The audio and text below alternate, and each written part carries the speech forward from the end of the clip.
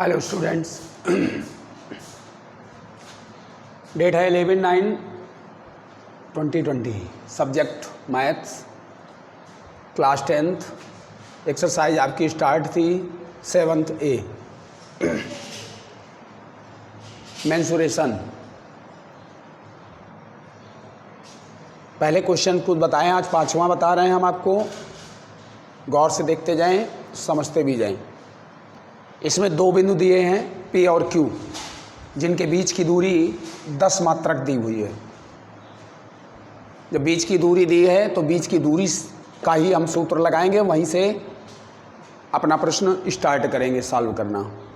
तो D बराबर √ x1 - x2 का whole square plus y1 - y2 का होल स्क्वायर। फार्मूला नोट किया। D जो हमारी दी है, D की जगह यानी बीच की दूरी नोट करेंगे, और बिंदु हमारे P दिया है x1 y1 और Q दिया है x2 y2।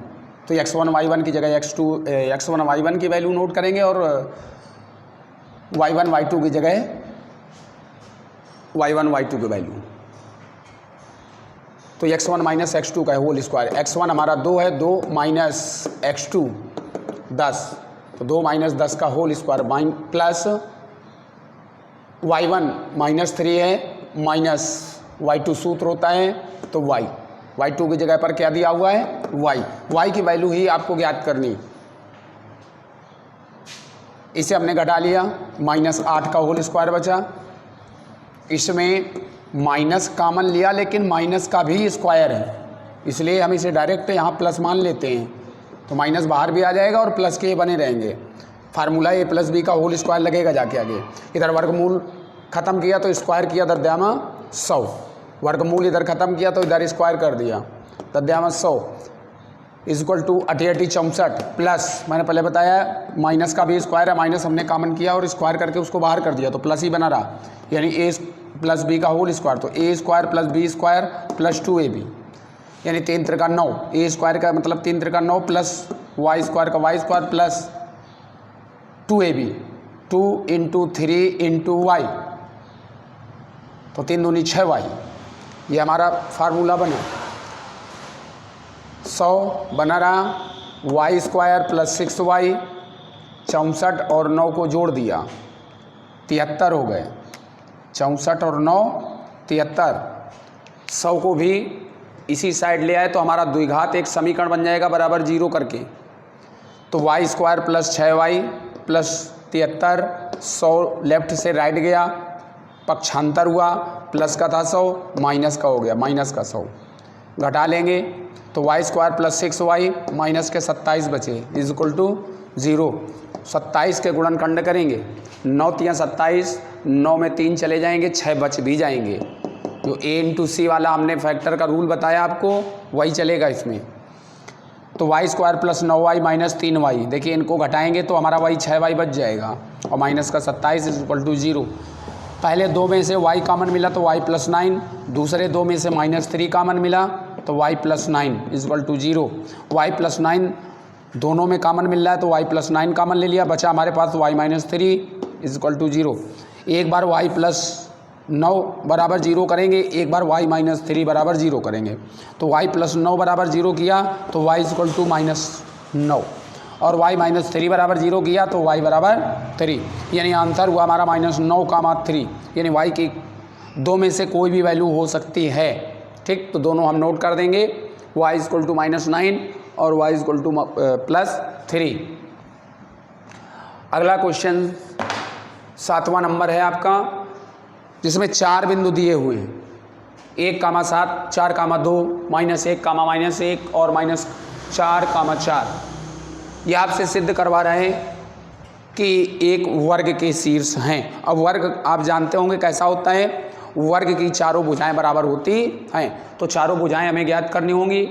चारों भुजाएं, अब 2-2 बिंदु लेते जाएंगे तो एक भुजा आपकी कंप्लीट होती जाएगी। तो हम दोनों बिंदुओं के बीच की दूरी निकाल दें, वही हमारी डिस्टेंस हो जाएगी, वही हमारी भुजा हो जाएगी। तो पहले हम 1,7 और 4,2 के बीच की दूरी का सूत्र लगाएंगे, तो इनके बीच की दूरी आ जाएगी D1। मैंने फिगर भी रफली एक बना दिया, ABCD।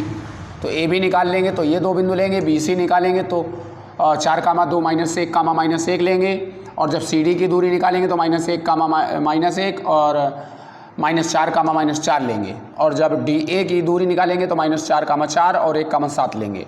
ठीक है, क्रम से चारों बिंदु दिए हुए हैं तो चारों दूरियां हम निकाल लेते हैं। D1 बराबर फार्मूला वही रहेगा अपना बीच की दूरी वाला, √x1 - x2 का whole square plus y1 - y2 का होल स्क्वायर। अब हम यहाँ पर वैल्यू रख देंगे, x1 की वैल्यू x1 की जगह और x2 की वैल्यू x2 की जगह, y1 की वैल्यू y1 की जगह, y2 की वैल्यू y2 की जगह पर रख देंगे। तो 1 - 4 का होल स्क्वायर प्लस 7 - 2 का होल स्क्वायर घटाया हमने तो -3 बचा, -3 का होल स्क्वायर प्लस 7 में 2 गए 5, 5 का होल स्क्वायर, 3 का होल स्क्वायर किया 9 आया, 5 का होल स्क्वायर किया 25 आया, 25 9 जोड़ दिया 34, यानी D1 बराबर √34 तैयार हुआ। अब देखते हैं D2 निकाल कर √34 ही आता है कि नहीं आता, चूंकि इनके बीच की दूरी √34 प्राप्त हुई। तो D2 निकालते हैं 4 कामा 2 और -1 कामा -1 के बीच की दूरी। तो x1 4 माइनस ऑलरेडी पहले से होता है और x2 भी -1 है तो माइनस प्लस हो जाएगा, तो 4 + 1 का होल स्क्वायर प्लस। इसी प्रकार y1 और माइनस फार्मूले में होता है, -y2 की वैल्यू भी है तो माइनस प्लस हो जाएगी, तो 2 + 1 का होल स्क्वायर, 4 और 1 को जोड़ा 5 का स्क्वायर प्लस 2 1 को जोड़ा 3 का स्क्वायर, तो 5 25 3 3 9 इनको जोड़ा तो D2 भी हमारी वही फाइंड हुई। D2 भी प्राप्त हुआ हमारा √34, यानी D1 के बराबर ही प्राप्त हुआ।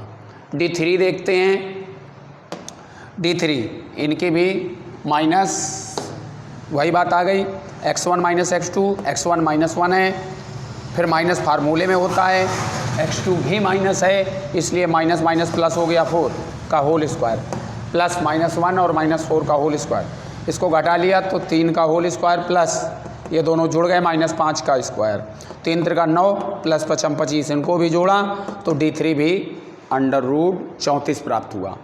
अब हम D4 भी निकाल लेते हैं, तो D4 बराबर √ फार्मूला वही चलता है ऑलरेडी, तो इसमें भी सब मान हमने रख दिए, इनका स्क्वायर कर दिया और देखा जोड़ करके तो D4 भी हमारा √34 हो गया, यानी D1 बराबर D2 बराबर D3 बराबर D4, यानी चारों भुजाएं उसकी बराबर हैं। और जिस चतुर्भुज की चारों भुजाएं बराबर होती हैं वह चतुर्भुज एक वर्ग कहलाता है।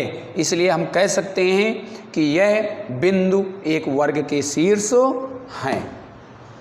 इस प्रकार से आपका 5वां सवाल सॉल्व हुआ। और इनमें जो भी कहे, जैसे आयत कह देता है तो आयत का मतलब क्या होता है, आमने सामने की भुजाएं बराबर होती हैं, तो फिर ये D1 होता है, ये D2 होता है, D3 ये D4, तो D1 और D3 बराबर होनी चाहिए, D2 D4 बराबर होना चाहिए। इस तरह के आपको क्वेश्चंस मिलेंगे, आप आसानी से सॉल्व कर सकते हैं। त्रिभुज में भी दे सकता है, 3 बिंदु देगा त्रिभुज बनेगा, त्रिभुज में कभी कह देगा समद्विबाहु के शीर्ष हैं। अब समद्विबाहु के हैं तो 2 भुजाएं बराबर होनी चाहिए, एक अलग होनी चाहिए। समबाहु के शीर्ष का है तो समबाहु त्रिभुज की सभी भुजाएं बराबर होती हैं, इसका मतलब D1 D2 D3 तीनों बराबर होने चाहिए। इस तरह से कुछ स्वयं सॉल्व करने का प्रयास करें, अच्छे से आपको समझा दिया है और फेयर करते जाएं। ओके।